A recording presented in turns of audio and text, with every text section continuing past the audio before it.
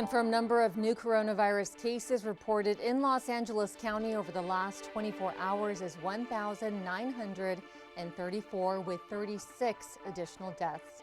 Here in Torrance, 14 additional cases were reported, with one new death. Welcome to COVID-19 Today. I'm Jin Chen filling in for Christine Lee. It's Wednesday, February 23rd.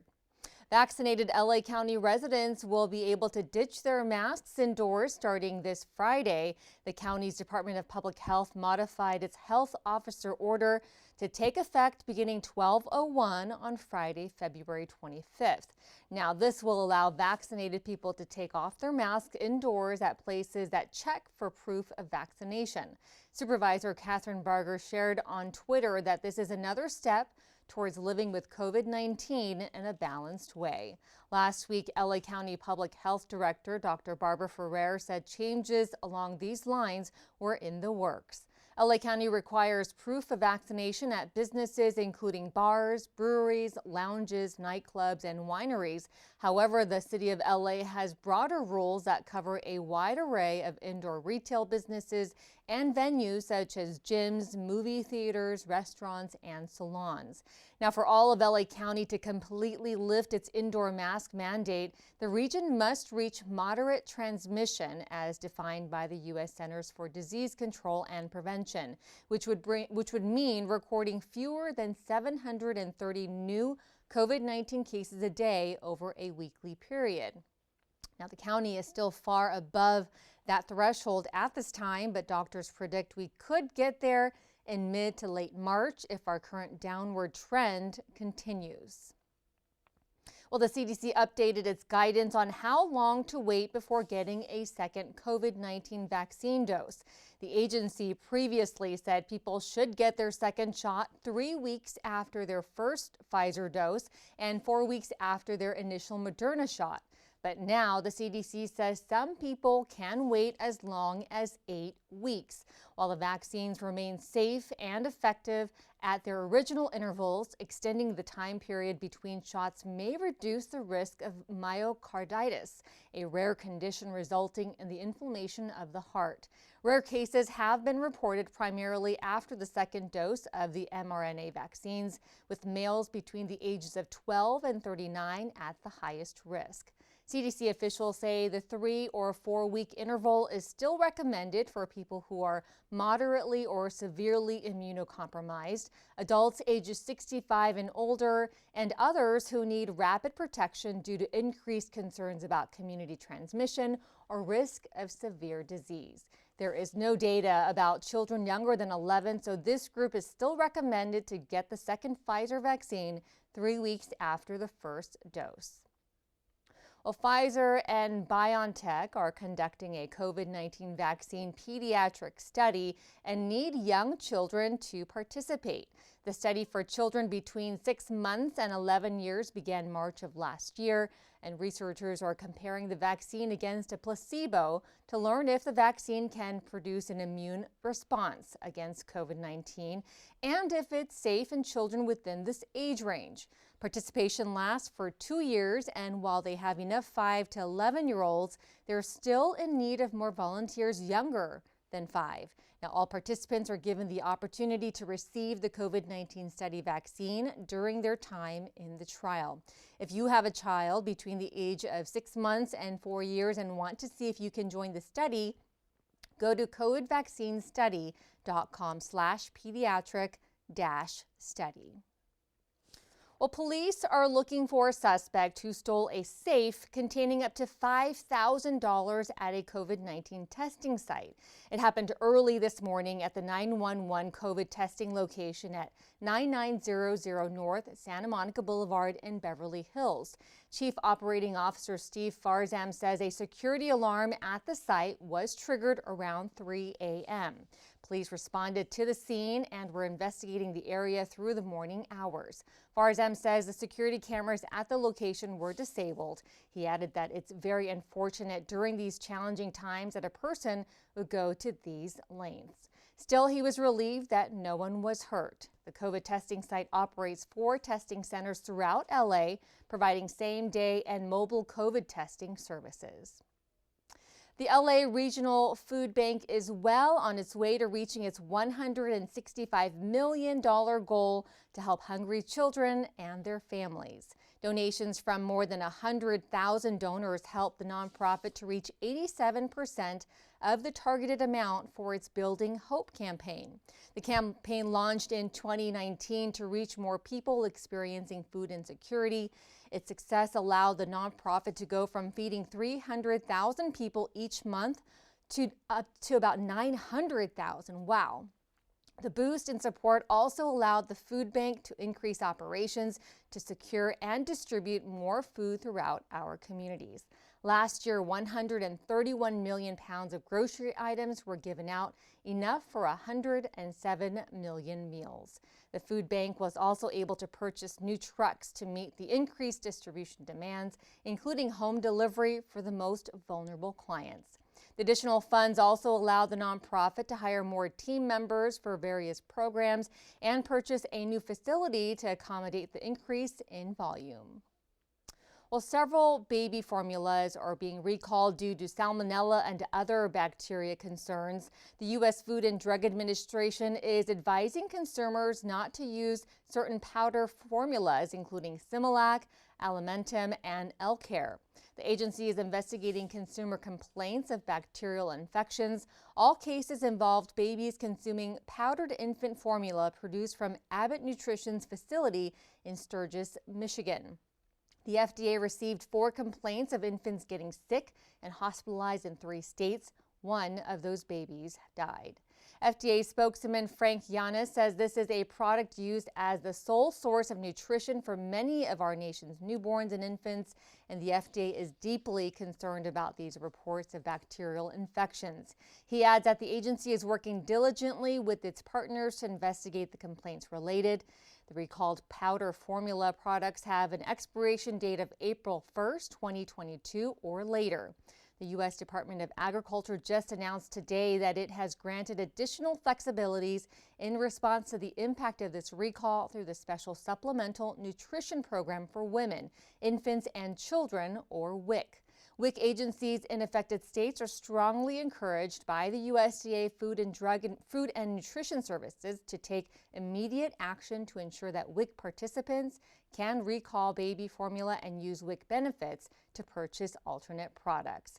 Officials say if your infant is experiencing symptoms related to an infection such as poor feeding, irritability, temperature changes, abnormal movements, rash, or blood in urine or stool, contact your healthcare provider and receive immediate care.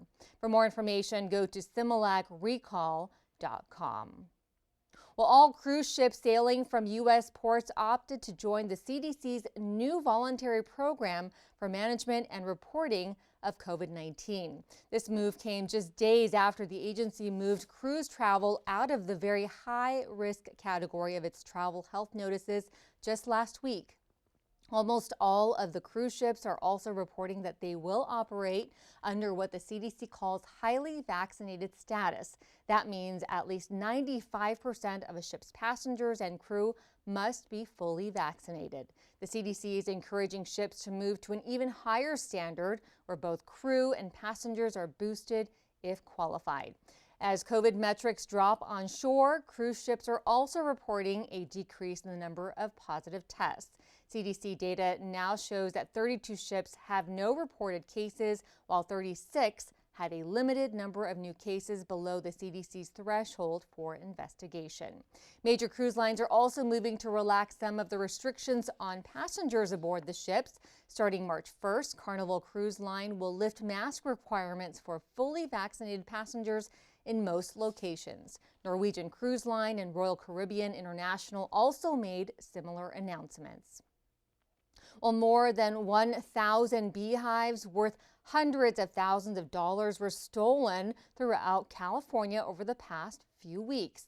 Authorities say these burglaries took place at various orchards, and the largest heist involved 384 beehives that were taken from a field in Mendocino County. The State Beekeepers Association is now offering a $10,000 reward for information leading to their recovery. Beekeepers from around the country bring billions of honeybees to California every year for a few weeks to rent them out to almond growers who need the insects to pollinate the state's most valuable crop.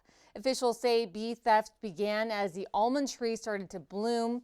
Butte County Sheriff Detective Rowdy J. Freeman says the criminals often steal to make money, then leave the bees to die.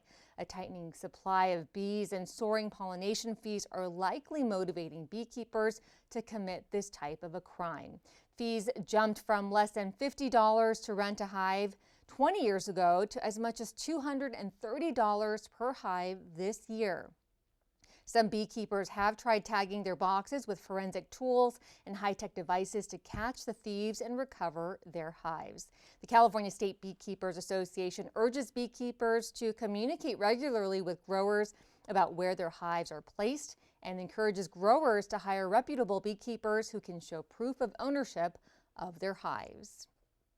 Well, every other week we share a Wellness Wednesday story to help you stay on top of this pandemic, both emotionally and physically.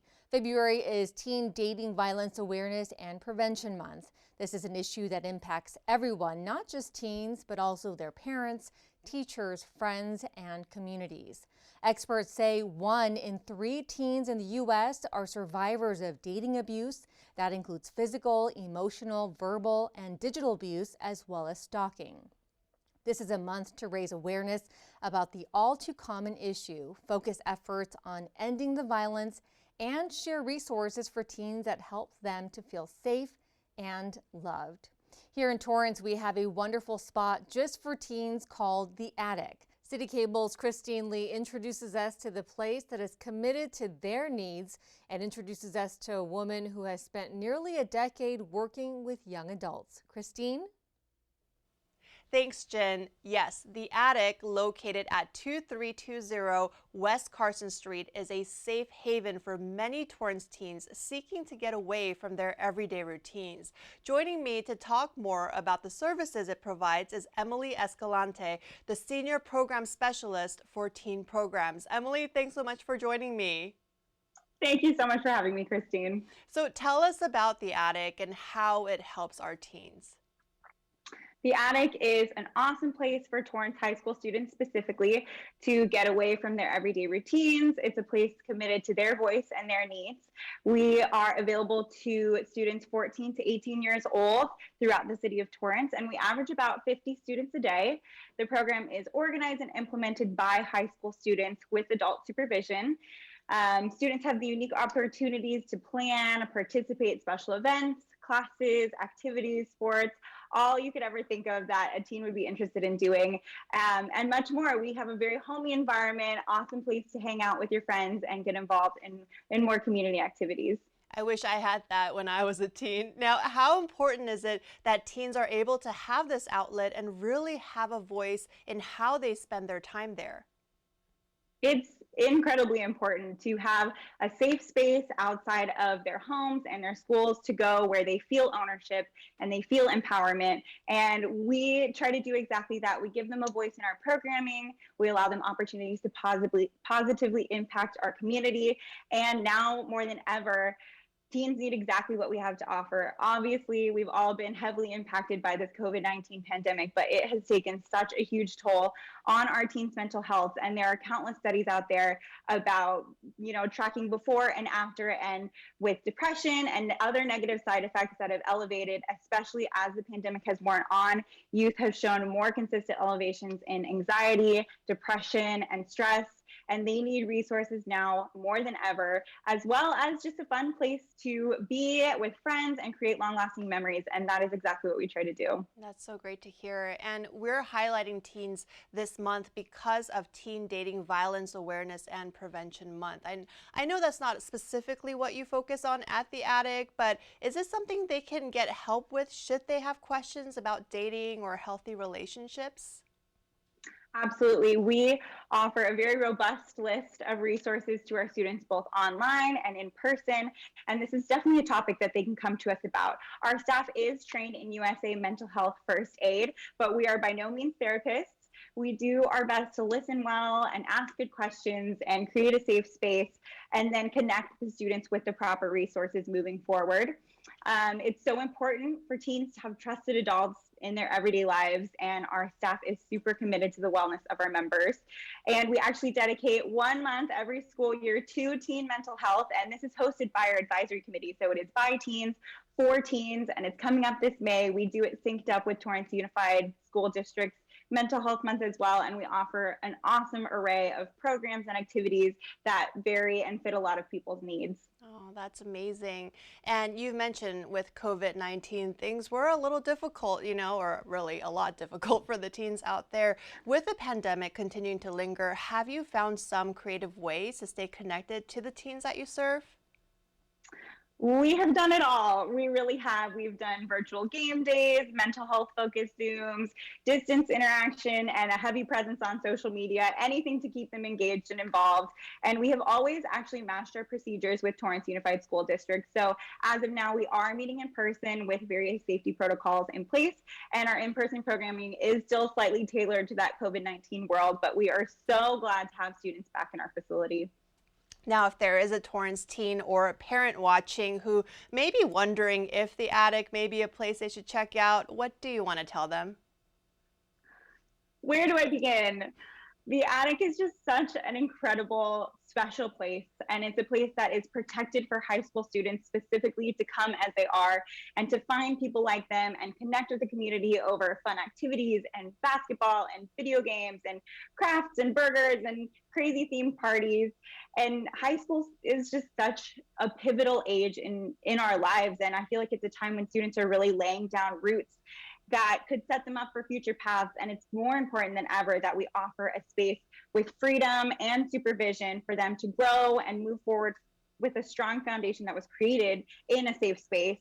And it's also just fun. We really do have a blast every single day with our members and our staff. And I would say to them, if you are looking for somewhere to build community after school, this is the place for you. It's only $10 for the whole school year. We're open from 3 to 9 Monday through Friday. So we're super accessible. And I would really encourage anyone to come by if they fit in our little demographic here. I love seeing the passion that you have for this work. Thank you so much again for sharing about the attic. Thank you, Christine. And for more information on the attic, you can go to torranceca.gov/theattic. Jen? Thanks so much, Christine. Great information there. Well, the Torrance Rose Float Association is having a fundraiser right now in partnership with Panda Express, and you can grab dinner tonight while helping out this great cause. Now, until 10:30 p.m. tonight, 20% of applicable sales at the Panda Express located at Torrance and Hawthorne Boulevard will be donated to the organization that has been creating beautiful Rose Parade floats for more than 6 decades. For app and online orders, enter the code 334518 in the fundraiser code box. And if you're planning to visit in person, show them the fundraising flyer. It's located in the latest issue of the city's e-newsletter, as well as torrancerosefloat.org. Well, before we go, at the end of each program, we like to share feel-good stories from our community, pictures, images, and videos that remind us of how resilient our community is and how Torrance truly cares. The Torrance Public Library is now a member of a statewide lending program that allows bookworms to read more. The reciprocal lending agreement program by Overdrive, a digital distributor of ebooks, audiobooks, online magazines, and streaming video titles, offers more titles from libraries statewide. Access is free with a current Torrance Public Library card. Cardholders can search, borrow, and place holds on titles at other participating libraries, in addition to the ones here in Torrance. They can also access all collections at overdrive.com or through the Libby app on their smart device. This new membership gives Torrance readers access to an additional 100,000 titles at no extra cost. Now, for more information, you can contact our library staff at 310-781-7599 or email libraryreference@torranceca.gov. Now, if you have a great story, an upcoming event, a photo or video you'd like to share, email us at covid19today@torranceca.gov. We'd love to hear from you. Well, that's our update for COVID-19 Today. We'll see you back here tomorrow as Bella Shaw brings you the latest. Be safe, stay healthy, and thanks so much for tuning in. We'll see you next time.